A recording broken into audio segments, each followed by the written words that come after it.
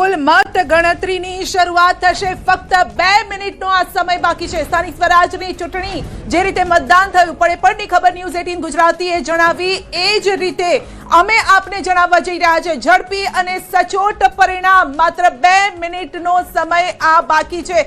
120 સેકન્ડનો આ સમય બાકી રહ્યો છે અને આપની સમક્ષ છે એ આંકડા અમે આપની નજર સમક્ષ લાવવાના છે, કારણ કે પડની ખબર ફક્ત મહાકવરેજ ન્યૂઝ 18 ગુજરાતી પર, કારણ કે ગ્રાઉન્ડ ઝીરો પર અમારી ટીમ સજ્જ છે.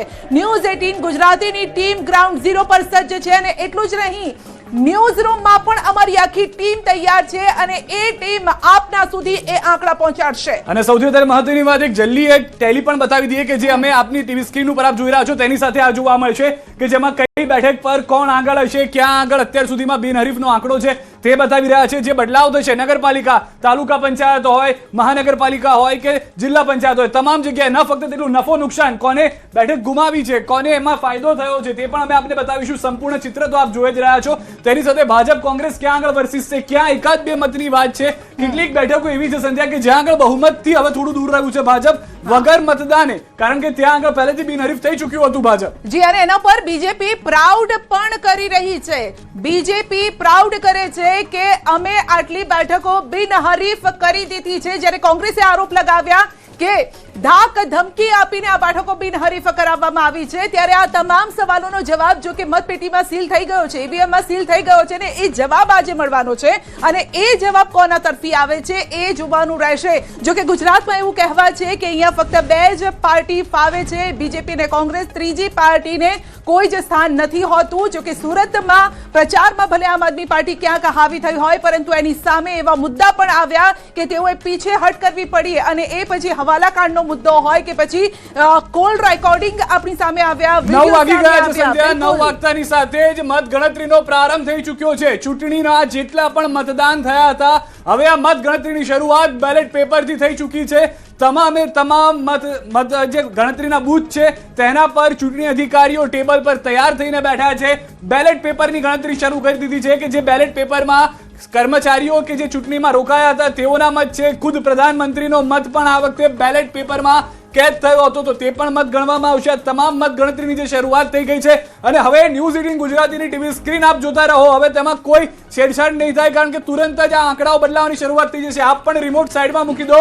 ન્યૂઝ 18 ગુજરાતીની સ્ક્રીન ઉપર મહાનગરપાલિકા, નગરપાલિકા, જિલ્લા પંચાયત, તાલુકા પંચાયતની તમામ અપડેટ્સ એક એક બેઠકોની આપને મળતી રહેશે. ધારો કે સુરેન્દ્રનગરમાં 52 બેઠક છે, 3 ભાજપ તરફથી બિનહરીફ થઈ છે, તો હવે તેમાં પણ બદલાવ જોવા મળશે. બિલકુલ મનપા ઉપર તમામની નજર છે, કારણ કે શહેરી વિસ્તારમાં મતદાન ઓછું થયું તો એ કોના તરફી થયું છે. ભલે ઓછું થયું છે પરંતુ કોણ બાજી મારવાનું છે આ ખબર આપણે જોવા મળશે ન્યૂઝ 18 ગુજરાતી પર. સ્થાનિક સ્વરાજની ચૂંટણીનો આ જંગ અને સતત ન્યૂઝ 18 ગુજરાતી અગ્રેસર રહ્યું છે. જનતાના મુદ્દા ઉઠાવવાની વાત હોય કે બીજેપી પક્ષે જે પણ મુદ્દા વિકાસની વાત લઈને આગળ વધી હોય, કોંગ્રેસ એના મુદ્દાને લઈને આગળ વધી હતી કે વિકાસ અહીંયા નથી થયો, એ મુદ્દા પણ અમે બતાવ્યા છે. જાહેર જનતા કયા મુદ્દાને લઈને મતદાન કરવા જવાની છે, જનતાનો મૂડ કયા પ્રકારનો હતો, તમામ વાતો અમે ન્યૂઝ 18 ગુજરાતીની આ સ્ક્રીન ઉપર બતાવી છે. અને આપણે જણાવી દઈએ કે ફક્ત ટીવી સ્ક્રીન નહીં, જો આપના હાથમાં મોબાઈલ છે, તમે ઘરની બહાર છો તો એ મોબાઈલ ઓપન કરો.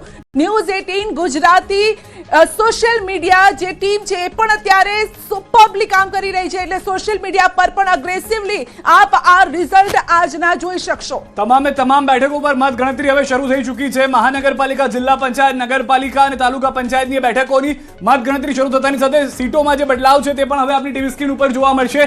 717 બેઠક 732 માંથી ભાજપ બિનહરીફ કરી ચૂક્યું છે, કોંગ્રેસ 12 કરી ચૂક્યું છે અને તેમાં અંબાજીથી સમાચાર, બનાસકાંઠાના દાંતા મતગણતરી કેન્દ્ર પર હોબાળો થઈ ગયો છે. મતગણતરી શરૂ થતા હોબાળાના સમાચાર. કોંગ્રેસ ઉમેદવારો, કાર્યકરોએ હોબાળો મચાવ્યો હોવાની જાણકારી છે. આ પહેલા અમદાવાદમાં થયું હતું કે જ્યાં ભાજપના કાર્યકર્તાઓએ હોબાળો કર્યો હતો. હવે અંબાજીથી સમાચાર આવી રહ્યા છે હોબાળા. અહીંયા પણ પોલીસ સાથે જ ઘર્ષણ છે, અહીંયા પણ પોલીસ સાથે ઘર્ષણ છે.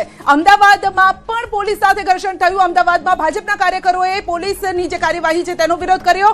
અંબાજીની વાત કરીએ તો અહીંયા કોંગ્રેસના કાર્યકરોએ પોલીસ જે કાર્યવાહી કરી રહી છે ત્યાં, એટલે કે તંત્ર સામે રોષ છે. સવાલ અહીંયા એ છે કે હજુ તો પરિણામ આવવાના શરૂ થશે, એ પહેલા કેમ આટલો બધો હોબાળો થઈ રહ્યો છે? ભાઈ જુઓ કે શું થવાનું છે. અહીંયા આપ જુઓ, કારણ કે જાણે કે હમણાં જ ફેટાફેટી પર આવી જાય એ પ્રકારના દ્રશ્યો સામે આવી રહ્યા છે, એટલો ઉગ્ર અહીંયા વિરોધ થઈ રહ્યો છે.